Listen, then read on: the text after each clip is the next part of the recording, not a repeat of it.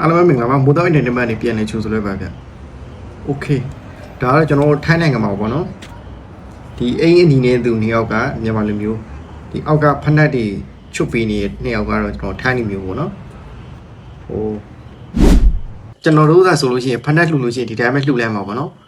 သူတို့လိုမျိုးလိုက်ချုပ်ပေးနေမှာမဟုတ်ဘူးသူများဖက်နှက်ကိုဒီလိုမျိုးကင်ပြီးတော့ချုပ်ပေးတယ်ဆိုတာတော်တော်စိတ်ထားမုံပြတ်တယ်ပေါ့နော်ကျွန်တော်တို့အဲ့လိုပဲထင်တယ်โอเคထပ်ကြည့်လိုက်အောင်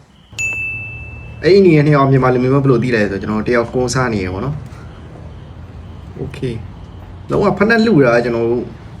ဒီတိုင်းဖြစ်ကလဆန်ပေးလိုက်တာမဟုတ်ဘူးနော်တေချာဖက်နှက်ကိုထိုင်ချုပ်ပေးတယ်သူတို့ကိုယ်တိုင်ချုပ်ပေးတယ်စိတ်ကူးတကယ်ကောင်းတယ်နော်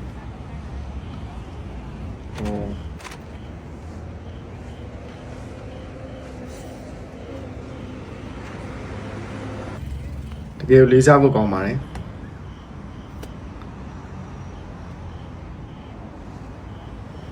โอเคဒါပါလဲဟိုအောက်ကချောနေရနေမယ်အပေါ်မှာတော့ရနော်အဲ့တော့ဘာလို့မလဲဟိုဒူကောင်းနေမနာဘူးလားမသိဘူး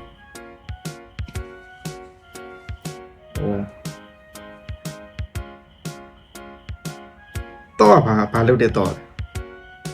ကျွန်တော်လက်ရှိဗီဒီယိုကဖျော်ဖြေတစ်ခုမြတ်တာဖြစ်ပါတယ်အဲ့တော့ကျွန်တော်လည်းဖျော်ဖြေတစ်ခုနေနေမှကြည့်ပြကြပါထပ်ကြည့်လိုက်အောင်ဟို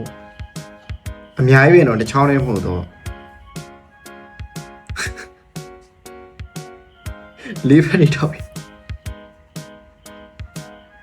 ရောက်တော့မရောက်ခဏနေပြီโอ้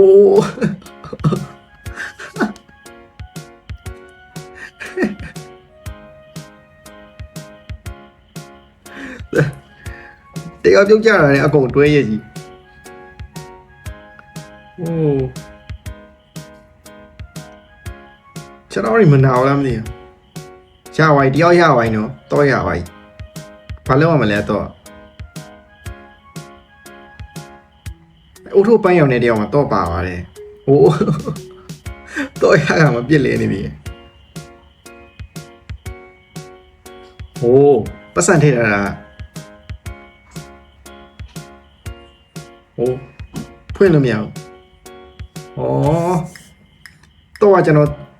အပူတွေအများကြီးထည့်တာနော်။ကျွန်တော်သူကတော့တွေကတော့အများကြီးထားတာပေါ့နော်။အဲ့ထဲကတစ်ချောင်းကပဲဒီဘောက်ကိုတော့ဖွင့်လို့ရမှာ။အဲ့တော့ဒီပတ်စံရဖို့တော့မလွယ်ပါဘူး။ Okay အဆုံးကြီးကြည့်ပြီးတော့ကျေးဇူးတင်ပါတယ်။နောက်ထပ်ဗီဒီယိုတွေမှာပြန်ပြီးတော့ဆိုကြပါမယ်။ Bye bye